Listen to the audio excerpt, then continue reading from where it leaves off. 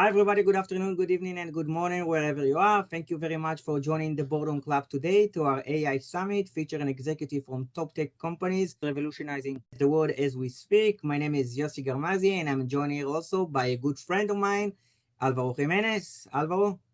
Happy to be here. Yeah, so today we are fortunate enough to interview none other than Dorit Dor, one of the world's leading cyber experts, most known for her roles in Check Point for the last 30 years, from Chief Product Officer to most recently the Chief Technology Officer. A year ago, she also co-founded Qbeat Ventures, where she invests in the world's leading quantum startups. And one of them is actually Classic, that we just hosted their co-founder and CEO, Nir Minervi, last month. So Dorit, thank you so much for joining us today. Thank you very much for the introductions, and thank you for inviting me. It's a pleasure to be here. The pleasure is ours. So, Dorit, now I know that you have a lot of experience in the cyber world, but I thought to start by asking you what initially led you to the tech world in the first place? So I realized that I like math and even computer science. Math I realized earlier than computer science because computers were not really there when I started. And then when I finished high school, there was this discussion on where do you go in the army. And some of my friends to the class went to the university, and I said, let's see what is there to learn. I mean, I didn't even had an idea what I want to learn. I opened the catalog and I reached the page where it said math and computer science. And that was my aha moment. I'm not sure why, but it was that just feeling that somebody invented this for me. So that started my journey in a clear path to this. But I think more generally, I always like to solve riddles and to solve hard problems to solve. And the math and computer science space leads you to many of them. So I directed myself into this topic, and then I started in the intelligence units, where it was a challenge after another. And it was really throwing at you problems that there wasn't clear answer if they are solvable even. And so that increases the adrenaline around solving these problems and being part of something that makes impact. Yeah, so it was a trivial move from the intelligence unit to the tech world. What happened was that at the time of my army service, I actually went to do a master and PhD in computer science, which were topics I liked. I did the algorithms and complexity. We will get back to it when we discuss quantum and its revolution. And it was really exciting. And I saw myself as a person that could stay also in the university and do some research and all that stuff. But at the same time, the technology world have started in 95 when I finished my PhD. Netscape was established like 2 years before, and kind of the internet started. There was some early stages of a technology space that didn't exist until that point. And it was kind of a random case for me that Shlomo Kramer, one of the founders of Check Point, called me and suggested that I would be the R&D manager of Check Point in 95. Shlomo knew me from the university and later from the army, and he founded the R&D for Check Point. And we were less than 20 people in the company. We were a private company at that time. It looked like an exciting position. I wasn't sure I'm actually very qualified to the job because I didn't have any like commercial position before that or anything, but we were all young in the industry, and it was an exciting move, and I just said yes. And one of the other things about me is that I advanced my career a lot by saying yes to crazy offers I got to try things, and I always felt lucky that I tried them and they actually worked, and it was a good opportunity. And if not, you don't have to continue with this. But so I said yes to the opportunity to join Check Point, and I joined to manage the R&D at that time, also the support and the IT, when it was a very small company. And I was lucky to be offered to all the time grow with the company and get other pieces of the puzzle and other parts to manage. And I developed myself from just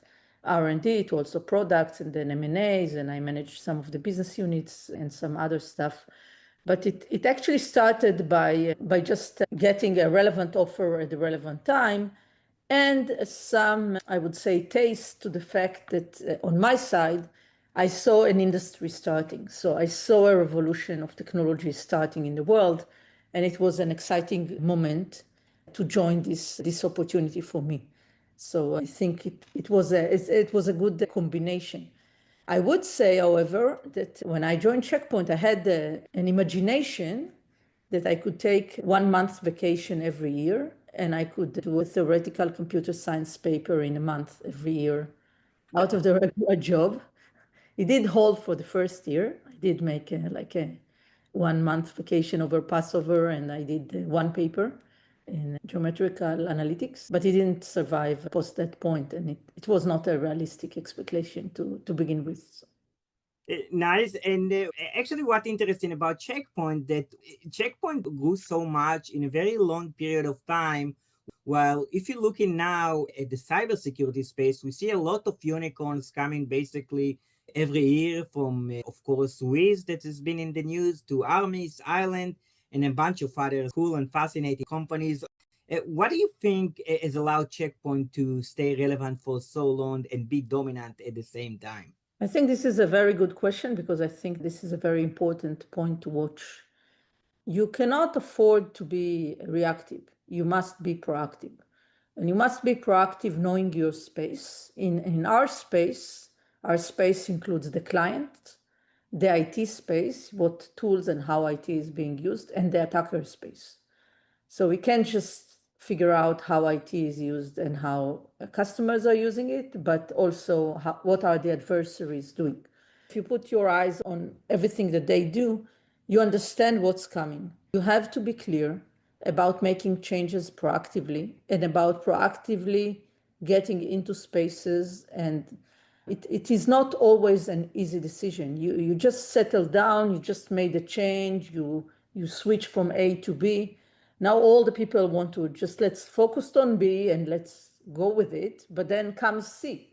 And then you need to also facilitate C at the right time and make sure you proactively handle to what's need to be handled there. So it's changing all the time. Today, oftentimes when you do org change, it's related to cutting or forceful changes in the company. We did changes proactively. We did changes because the changes were needed. It had nothing to do with moving layoffs or anything. It was just proactive changes to fit into the vision we wanted to have. The other second item I would say is that I believe in the directionality all the way from the architecture that you have, all the way to the customers that go to market. You have to build a resilient architecture such that will take you through growth and changes, because growth is coming, and what you thought as the main problem would be obsolete at some point, and you'd need to solve another problem over an evolution of the same architecture. And so the architecture has to include some understanding of where is the world going and what are the space of problems that you should be solving. And if you build it into your thoughts deeply, into the organization thought, into the architecture as product, as code, as processes, then you could switch over to additional topics or change the focus. And there were quite a few topics that we deal with these days that were not on the plan in 95, but we were still able to leverage components and capabilities that we developed over the year foreseeing this change. And I think that there were people also at Checkpoint that stayed for a long period of time and that were able to carry this knowledge all the way from the architecture to the customer and to the adversary changes. Fascinating, because in 95, early 2000s, there was the rise of the internet. And now you speak about being able to evolve. So everyone talks about AI. Do you think the AI actually has introduced more or fewer cybersecurity risks compared to the rise of the internet back then? I just think it's the next step. There is never less, there is always more. I think that the internet is also not one thing. There was first connectivity to the internet. This was not trivial in 93, but it was becoming trivial later. And then there were telcos and different ways of connectivities. And then a long time later came the mobile. And the mobile again changed how we connect. And then came the cloud. And each of them made change. So it's not like one thing. It's not like the internet came, this is one thing. It came in waves, and every wave changed something compared to the previous wave. And I think that AI is definitely one of the biggest waves we have. It's not less. While it changes our life, it changes the roles, it changes the way we work, it would also change for cyber. Because cyber is just like an implication of all the other things. It's not something by itself. And now we have also the ultimate battle between the incumbents to the AI native companies. Do you think incumbent can move fast enough, especially if they need fewer people to do the same work, or does that actually give them an advantage versus the AI native companies? I think that there are advantages and disadvantages to being an incumbent. It's always easy to start from a white page because you don't have any ties and you could start it any way you want and you could define the rules of the game. But you have very little audience and you have very little data, and you should climb your way in a very difficult, noisy space. The incumbents has quite a lot of assets in their hands in doing this, because nobody is going to throw everything that they've done before. It's going to be augmentative. Some parts will be replaced, but not immediately, and some parts would not be replaced for long periods of time. And the incumbents have data and knowledge about how the organizations that are their clients are working, and data that could help them build the right AI for their organization. And incumbents also have the money motivation to do these changes. There are many benefits for the incumbents to take advantage of this point. I think, however, it has to be determined that it has to happen as a separate focus. You cannot assume that you take just all the groups as you are, and yes, you should do that as well. For all the groups as they are, you should pour AI on them and expect them to be more efficient and to do better stuff. But you should also drive to do some transformative stuff, and the transformative stuff have to have a core that thinks a bit differently, that leverage different tools from the organization, that take a different approach to the customers. And so it's not one or the other. It's not that you only do it like as a separate operation, and it's not that you just do it within the groups. You have to do both. By the way, this is true to any innovation that happened, because everything, you could build it into the core product as it is, or you could build it in a modular way and find other scenarios where the technology could be used. This was true to other technologies in our space as well, and it's definitely true to AI. So incumbents have many assets in doing this. If they would put the focus on it, they will use some streams that are independent, that would think differently, and that sometimes they would come from the regular to the new, and sometimes they would come from the new to the regular. So sometimes they have to allow to invent stuff and do it differently and come back to the how we connect it at a certain point later. It cannot be ignored. It cannot be just another job of everybody. If it's just another job of everybody, the problem always is that if you are at some point and you need to reach a very different, much higher point, many people would think incrementally how they improve from the point that they are. And you need people that will understand how they get to the end point that needs to be getting to. And so both sides are important at this dilemma, and you need different types of people, different type of missions, different measurement in order to make it happen. It is related to a similar thinking as the whole evolution of the cyberspace over all these years. You had to reinvent that as well in different ways. But here, I think this time, it's somewhat more clear that if you will not make this jump, you will become obsolete at some point, or you'd stay in a kind of in a shrinking zone without growing from it. So I hope that by now most organizations are realizing that they have to do it, and now it's a question of can they get themselves together in doing this. Yeah, and speaking of AI, you noted in one of your papers that Defender will transition from hands-on intervention to supervising AI agents. How do you balance full automation with the need to human judgment in critical security decisions? I'll tell you how I see the end game, and then we will go back to your question. So the end game, the attackers are also using AI. They also read the book. They also looked at the podcast, and they also know that it's worthwhile doing. And they also created AI-first teams to do attacks. So there is no question about it. And the attackers could use the AI to be more massive targeted attacks. So a targeted attack, but in masses, multiple targeted attacks at the same time. So let's assume that one day your organization is under such a targeted attack that is oversized on your SOC size. Usually when you are under attack, you call all the people together, you all fight the fight, you all guard the kingdom, and you somehow end up winning, and that's great. But at some point, there would be an attack that is greater than your size and that is greater than your protection capabilities. And at that point, you will take all the prevention elements that you have and you will put them on. You will just activate them. You'd say, I have nothing to lose. I'll just put them on. Yes, maybe it will somehow impact a bit my business, but it's better to suffer from this impact than to suffer the attack right now. And the day after, what do you think would happen? Would you turn all of them off?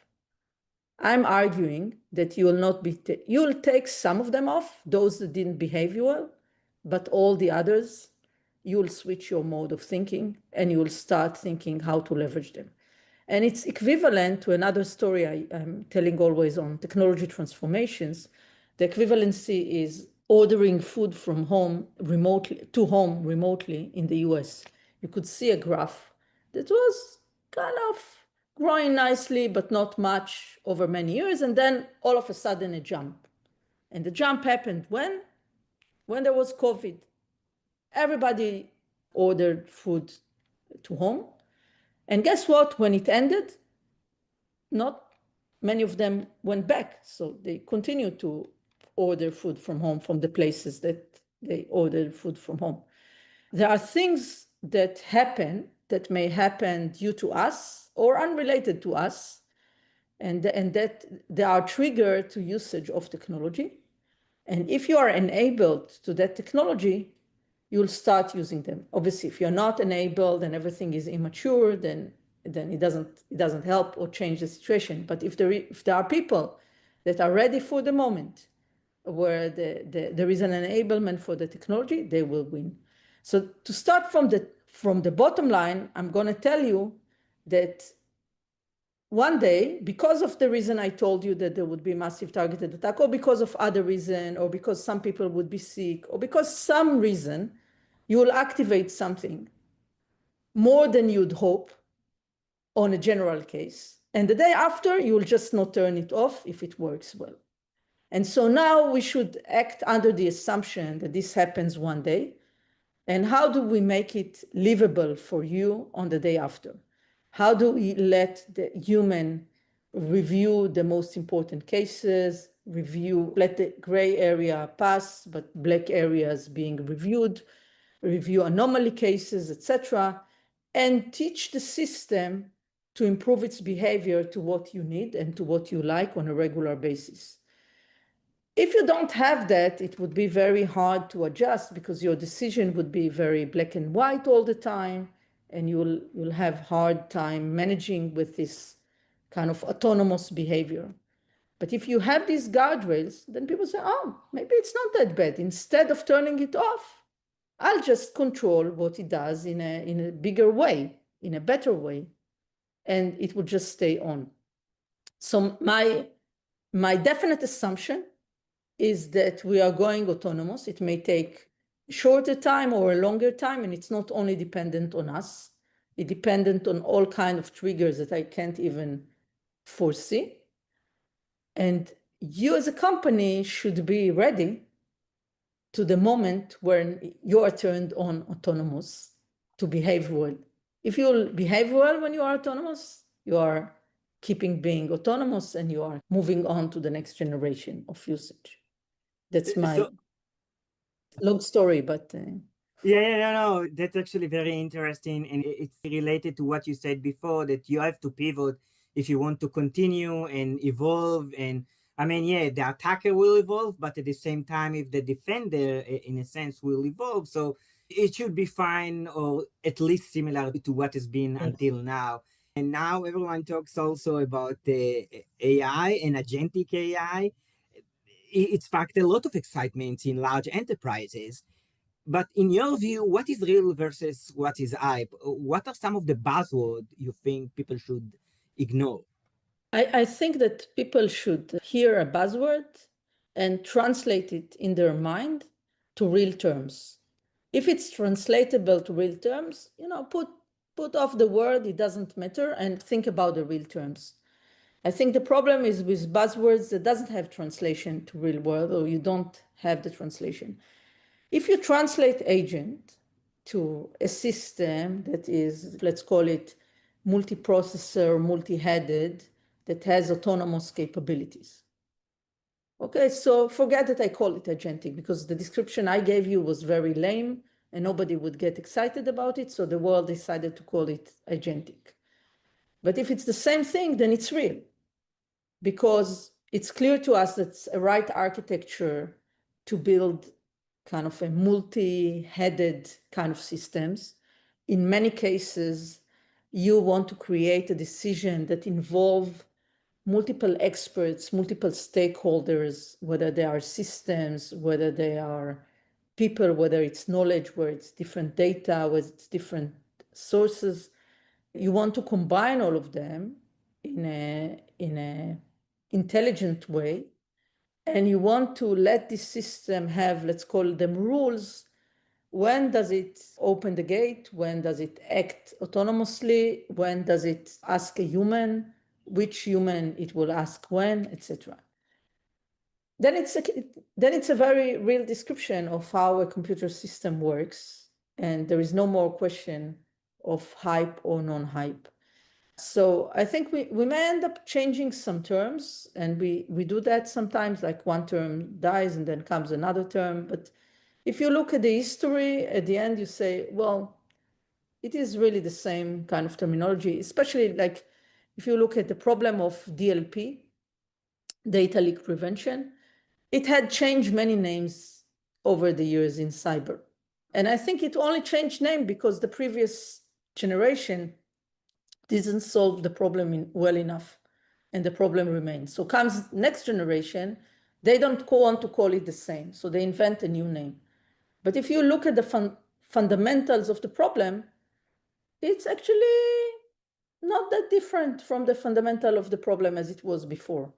So I separate hype and real by like putting the word aside, translating to something and asking myself, is this real? Is this problem real? Is this technology real? Is this solving a real problem? And then there may be 3 other names assigned to it that would also solve the same problem. I don't care about the names. I care about the essence.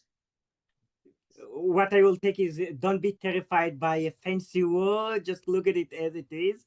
And translate it to real ingredients. Take the metadata out of it and explain, what does it mean? What does it mean for the architecture? What does it mean for the types of solution it does? What does it mean for the type of problems it solves? What does it mean? And if all that look real to you, so what do you care if it's like a real word or a buzzword, and then comes a different buzzword and it describes the same problem? Focus on the real problem. Focus on the metadata that comes with the word. Speaking about maybe fancy word that solve real problem is quantum. I see even in your background, it seems like a quantum computer. And so Dorit, thank you so much, and I learned a lot. And Álvaro, without further ado, the floor is yours.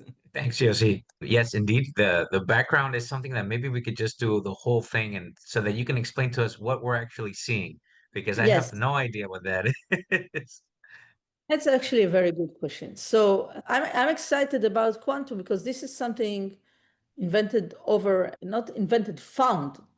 100 years ago. People just found how small particles behave. And the amazing thing is that small particles behave differently than large bodies. Even though we are built out of small particles, when you put all the small particles together, they have some changes in behavior. And people on theory were able to describe how it behaves, and it was even them were not sure that what they describe are real, so they tried to do some experiment to say maybe it could not be real, but they actually ended up proving that their theory is real. And then many years later come some other guy and say, okay, how would I turn this theory into a computer? Let's assume that this theory is right. How do I computerize this? And then created the concept of qubits as the small particles that forms a computer. And from the fact that these are small particles, completely theoretical at this point, and they exist in a superposition situation, meaning they could be 0 or 1 at the same time. They are in a mixed state. If you take many such qubits together and you do a calculation while they are on their unknown state, you actually calculate all the calculations together. You calculate all the combinations that they have at the same time, because you take into account that they could be in all situations at the same time, and you calculate this while they are unknown. And at the end, when you end up measuring the system, you come up with one result, and that's the right result for you. So you end up inventing a computer that is completely theoretical based on the fact that small particles has some behavior.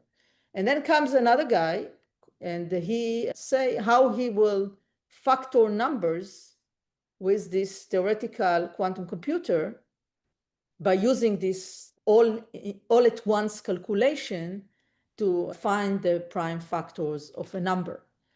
And all of a sudden, you have a concept that could break public key encryption and some other stuff. And now starts a journey to build a computer. So now we are going back to the real world and saying, okay, so it starts with small particles. What are the small particles? It could be photons. It could be neutral atoms. It could be trapped ions. It could be superconducting, that is behaving like a small particle, and could be some other small particles, okay? And you take these small particles and you put them together to behave per the quantum technology theory. And we know that they will behave if you hold them.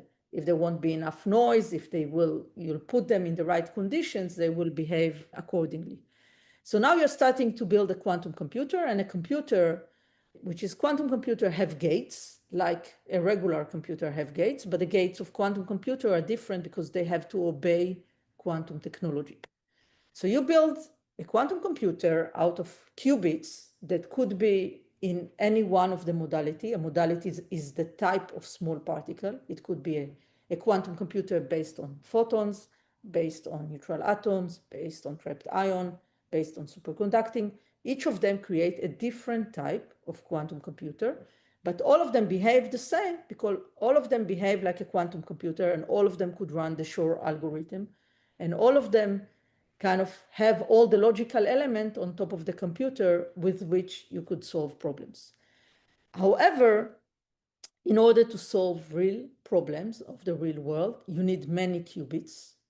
They need to behave well. The hardware has to be reliable enough, because this is small particles. Every movement, every change impact them.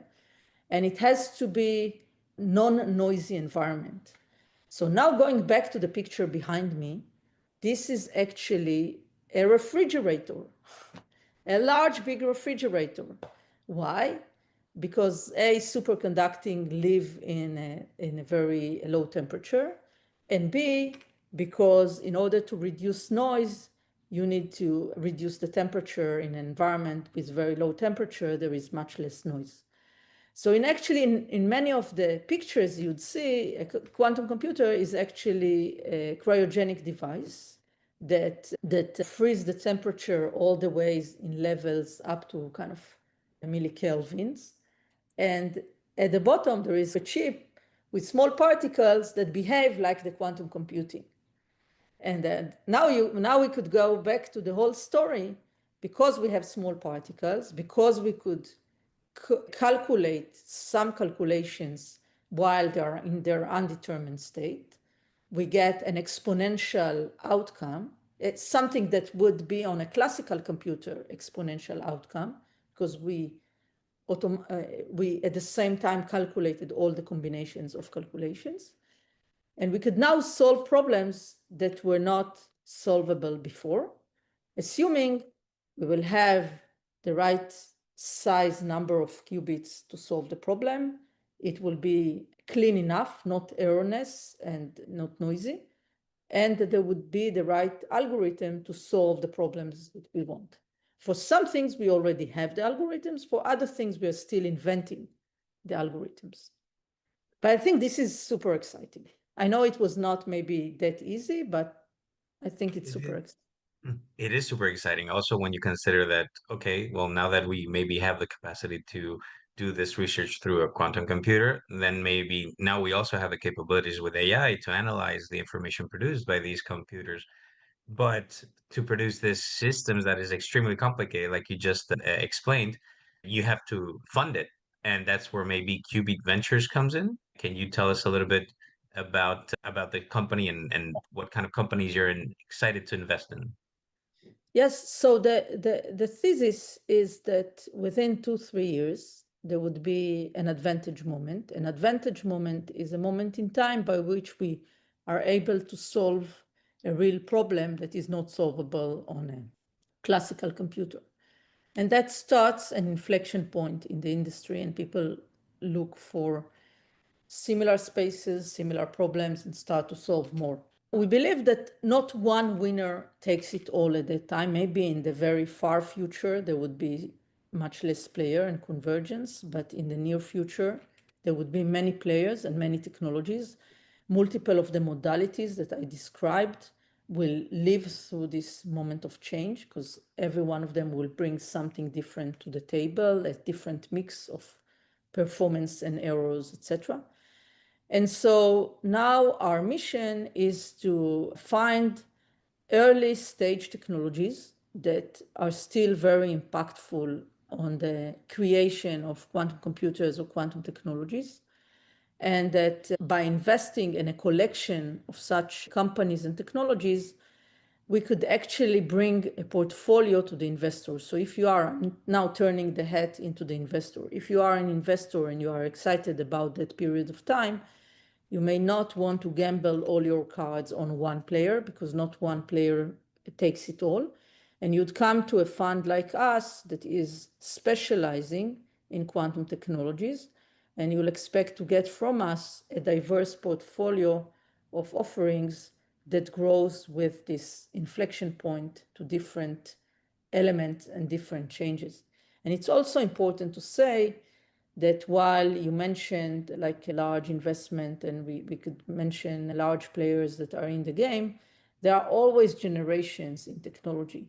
So it's always that after you did generation 1, you learn something to generation 2, you learn something into generation 3, and every one of these generations require change. This go back to the innovation discussion that we had before. So the opportunity for the early stage companies would be to bring these ideas that are not necessarily implanted already by all the big guys, and just showing off how you could do it differently for the next generation and the next generation, learning from kind of what worked and what didn't work in the previous generations.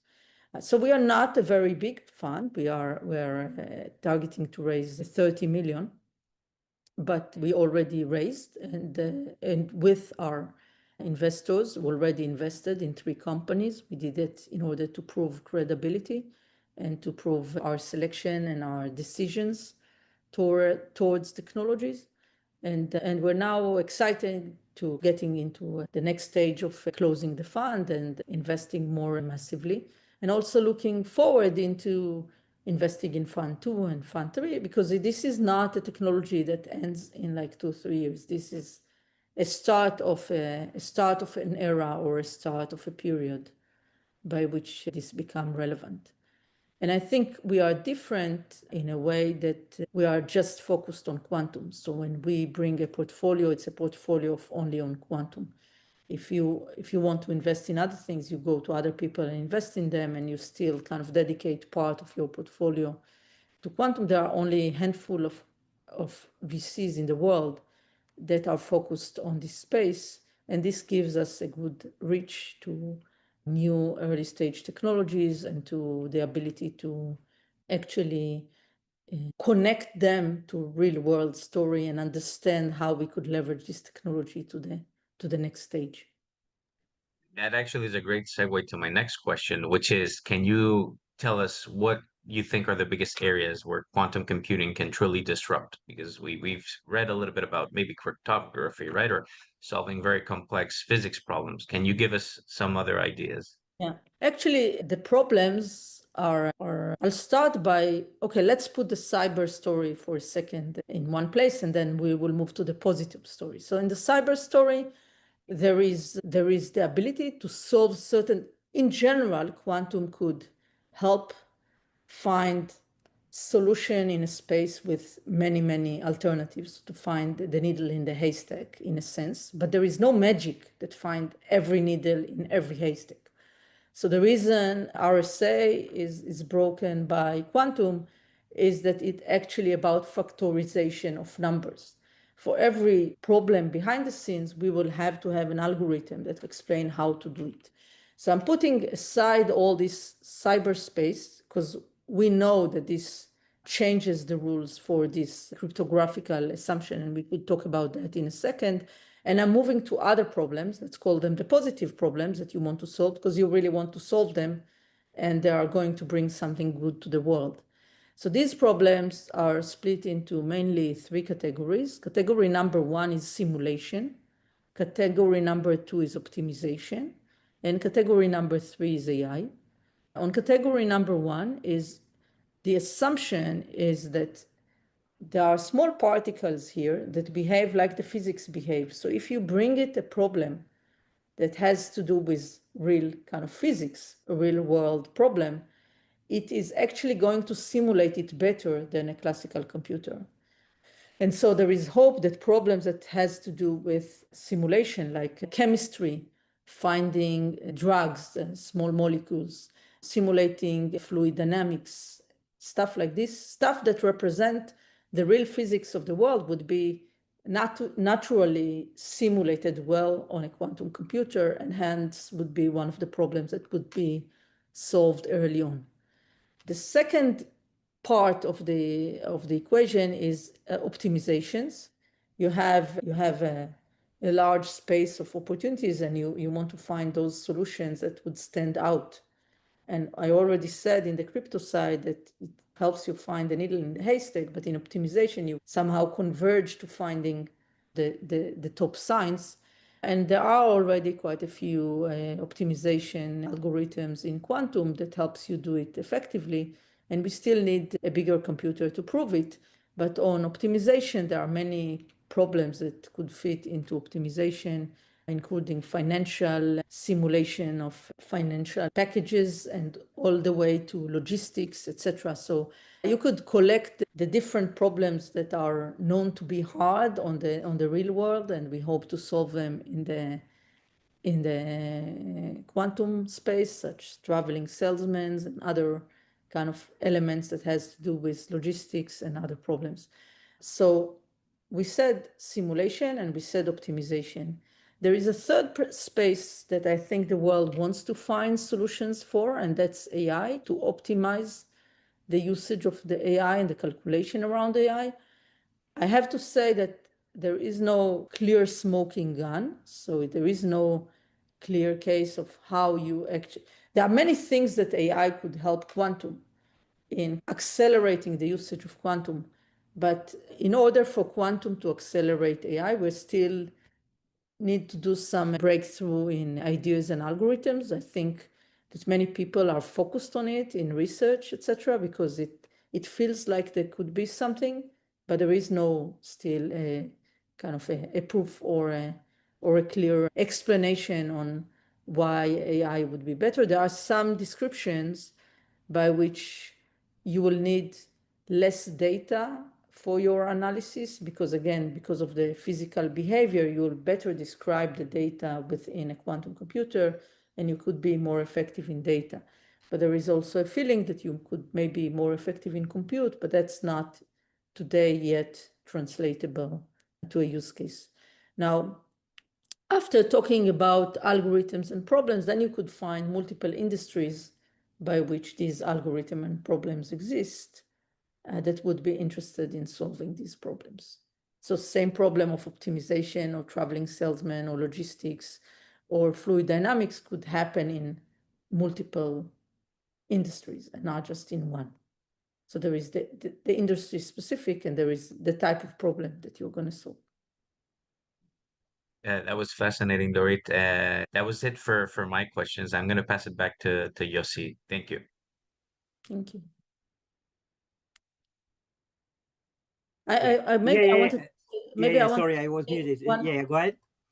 One more thing is that why I joined this revolution is because I said at the beginning that I like to solve hard problems, and that's a space that comes to solve hard problems. And the second thing that has to do also with encryption, etc., is that it changes the assumption. I started to learn computer science algorithms and complexity many years back, and there were some axioms that lived at that point, axioms about what's hard to solve and what's easy to solve. And here is a space that is changing kind of the borderlines and changing the rules and the axiom we grew up on.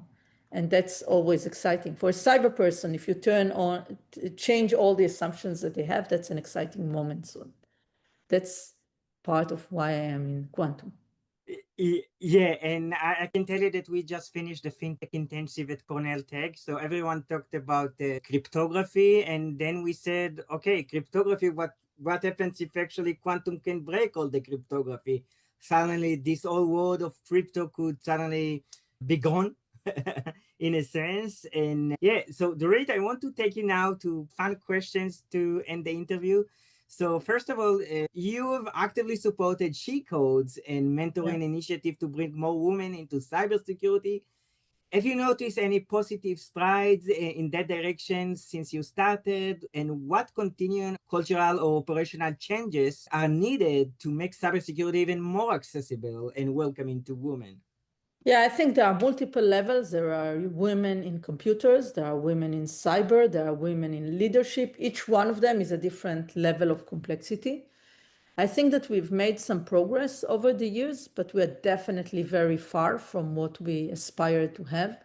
There is no reason that it won't be 50-50, and we are all lacking talent, and women are talent that could be very helpful even before talking about other advantages.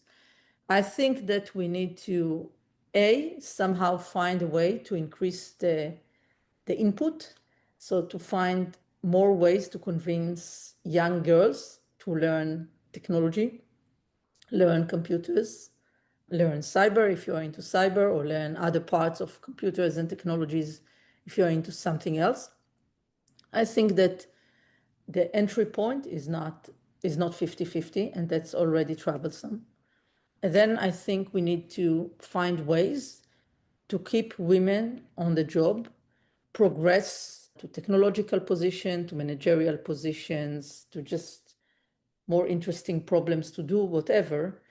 Unfortunately, family reasons, cultural reasons, environmental reasons somehow increases sometimes the drop of women from such positions.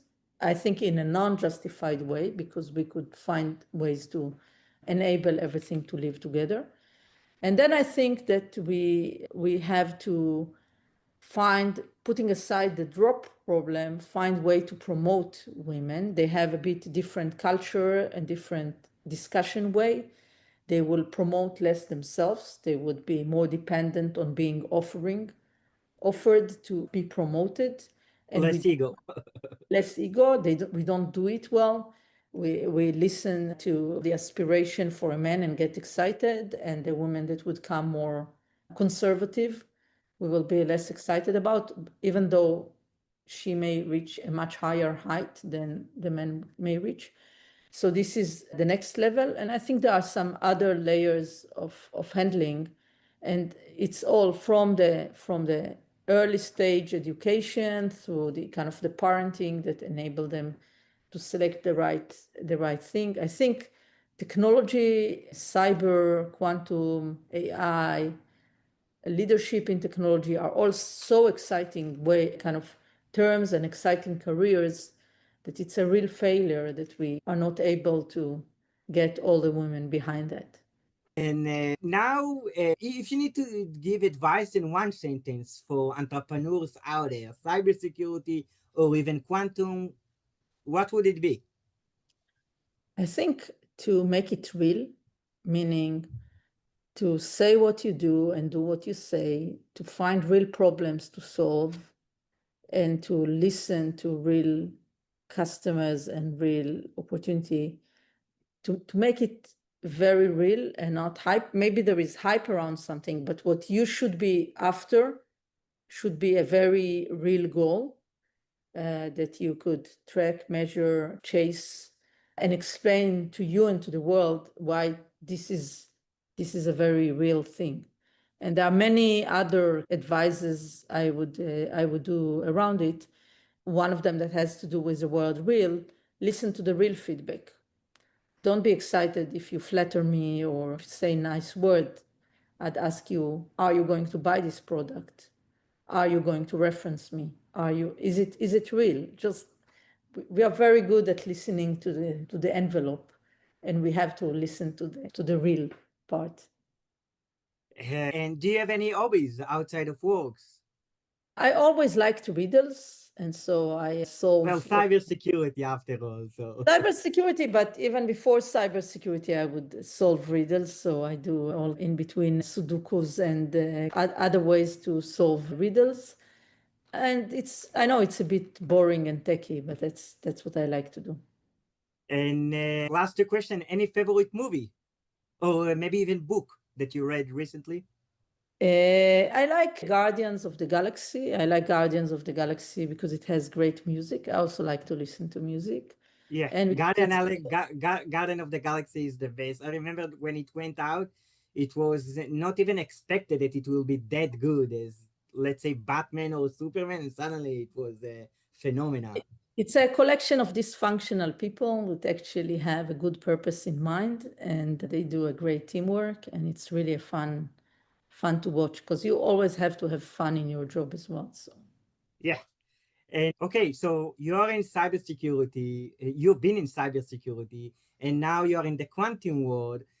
If you were not working at your current job, what would it be? Well, I said up front that at some point I was thinking to be a professor in the university. I know it doesn't sound that different from what I do, but I think it's a very different job.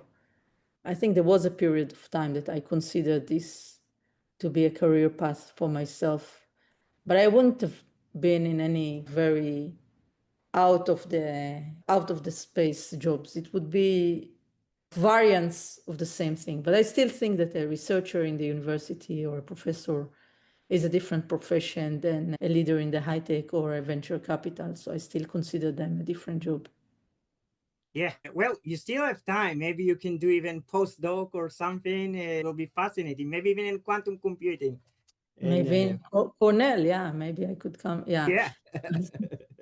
I think that the young minds are stronger, and I count on them making great revolutions. But I'm still excited to watch the space and to listen to academic workshops, etc.